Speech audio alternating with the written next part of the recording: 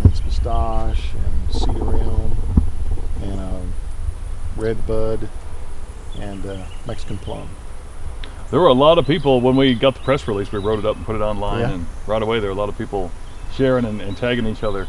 Oh yeah, To see if they could qualify to come and get them and get an application. It's So. a pretty popular program. I mean, we've had a lot of positive response for it. And it's a good thing for us, and it gets trees out in the community, which is something we're all Yeah, a chance about. to recycle them a little bit, and people who don't have them or don't have a chance to grow them to where they start out healthy and then take them and plant them. So that's pretty good. Has this always been right next to the plant out here? Yeah, it has been ever since we started it. We put it out here next to the plant because we use the effluent water from the plant to water the trees, and so it's a perfect location. So we're able to just run an irrigation system over here using that effluent water and keep the trees nice and green and healthy, and they like it. How long? When did you first set up over here? We did this 13 years ago. We had a grant from the Texas Forest Service, and we started with like 250 trees or so, and with the full intent of just growing trees for just putting into parks.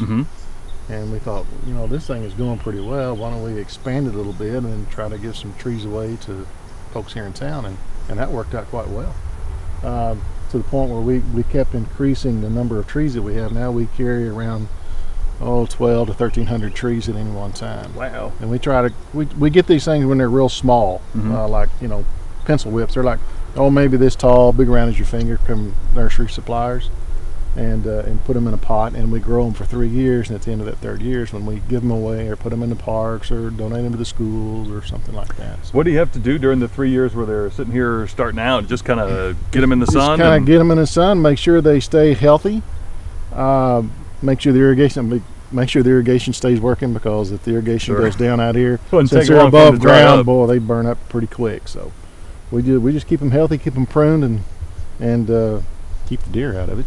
As you said that, behind you there were two that were just running down the road back behind us. Oh so yeah, they like to come out here and take a look around. This was a smorgasbord for them until we put this deer fence up around this thing. I mean, they were just coming in here and they were loving it. They were loving it. It was like coming to the buffet. That's exactly right. Coming to the buffet, because they come in and eat what they want. And of course, in the fall when the bucks are rutting, they're sharpening their horns and getting the velvet tearing off. It all they were just tearing trees up like crazy. So no kidding. Wow. Yeah, so they found it pretty quick. And yeah, they did.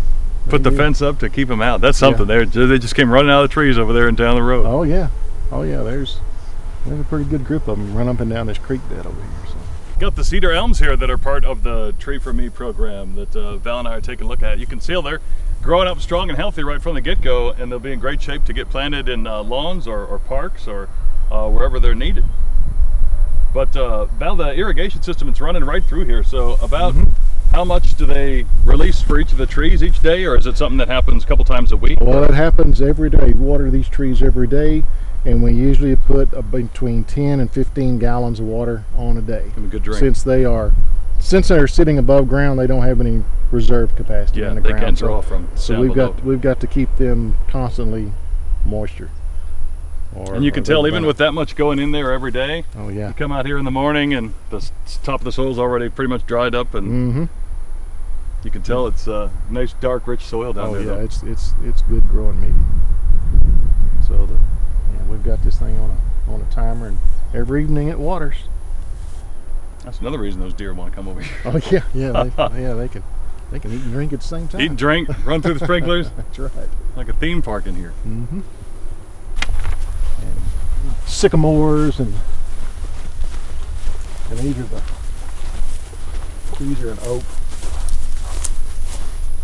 And we got live oaks and red oaks and chinky pins and Monterey's and possum haw hollies, and we got everything that runs from whenever the trees mature, it's going to be a small statue tree like a plum, to big ones like live oaks and red oaks and cedar elms. Wind up being big trees, and then we got the winged elms, and just pretty good variety, pretty good mix. Pretty impressive. So down the line, all these trees someday could be in our temple parks providing shade, or could be out in neighborhoods, and they will have started right here. That's right. That's right. it's a fairly easy process. We can get these trees in here when they're young and small and get them really cheap. And then, you know, the water is basically here for us to use. Yeah, it's just yeah, waiting to be used. Very minimal cost for water. Our biggest cost is getting the pots and the growing medium for the pots.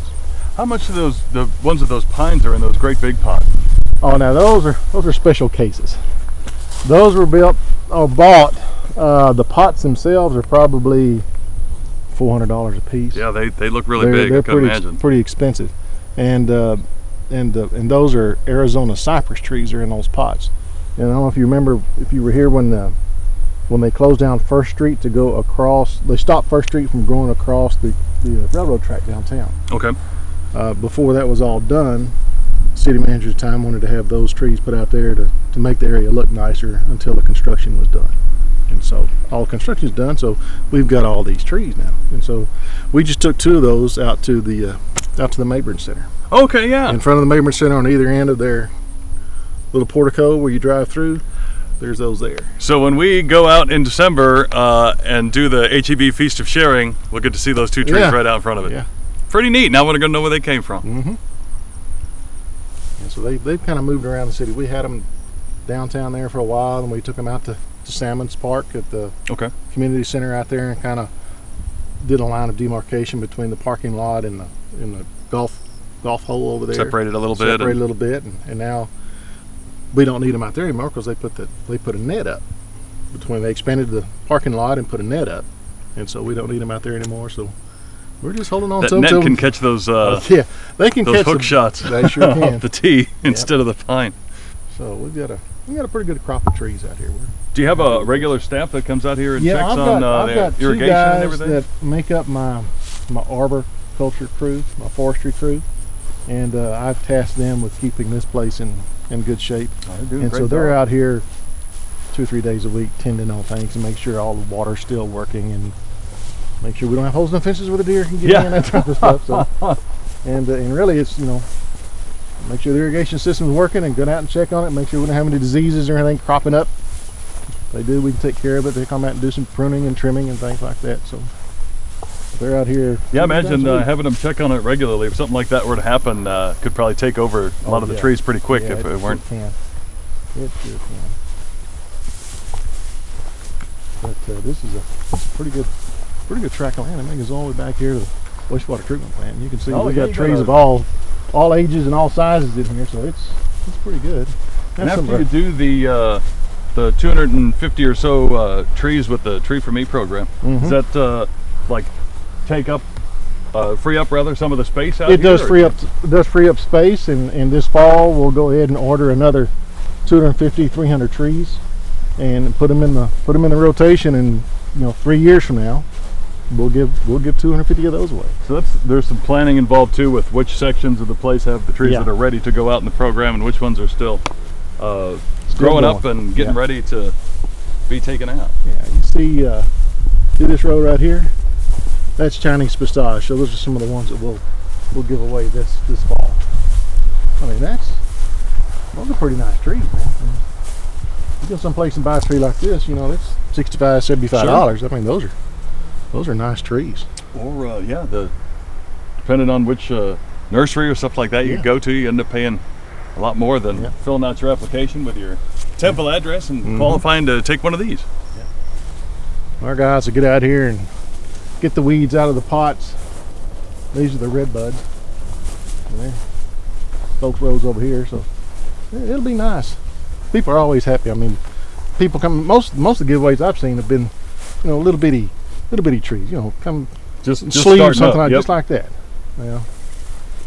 We want to make sure they survive. Yeah, you gotta get them started, get them healthy, and to transplant it and put it in the ground somewhere, they've got to be strong enough to get through that transition. So. And that's the reason why we started the tree farm, because we've gone that route too, where we've taken these little trees and put them in parks. They don't survive. They don't last. They don't last. They either get pulled up, or they'll get mowed over, or weed eated, or something happens to them. You put something in this big, it's gonna stick around. They'll notice that. Yep. Won't take that out with the weed whacker. Nope. Yeah, those are good trees. Those Chinese pistache. They're really nice trees. Val, would you be able to remind folks what the site is to get an application for the Tree They for Me can go to program? templetrees.org, or they can get to it straight that way, or they can go to the City of Temple's website and the Parks and Rec page, and we have a Temple Trees section in our Parks and Rec page.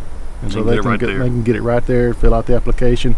They can either scan it and email it to me, or they can fax it into the main office, or they can mail it in, or they can just hand walk it in.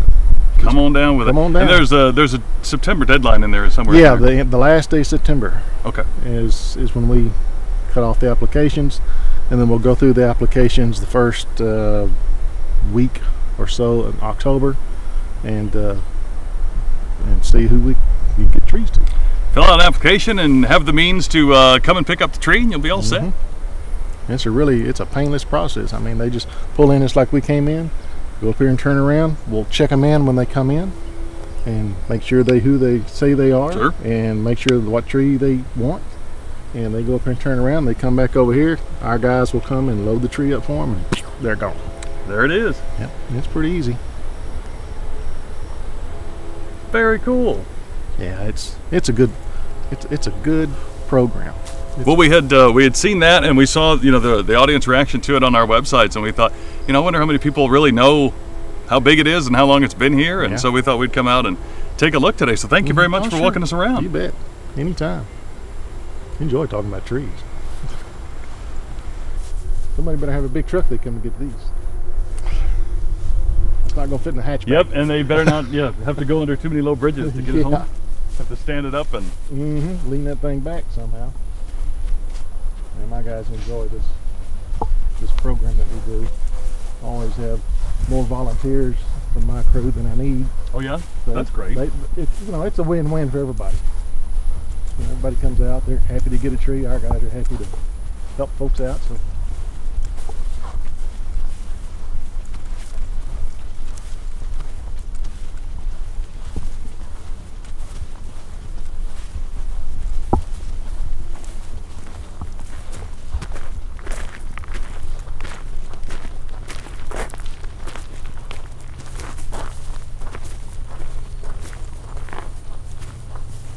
If I can get under one of those middle ones, we could do the US105 shell game, and they can try to pick which one is Wes hiding under. Yeah, no kidding. Be sure to pick the right one before his show starts if he's stuck out here all day. You'd think those things are really big and heavy. They look like they are, like the weigh about as much as the Liberty Bell would. They're not hardly anything. Wow, look at that.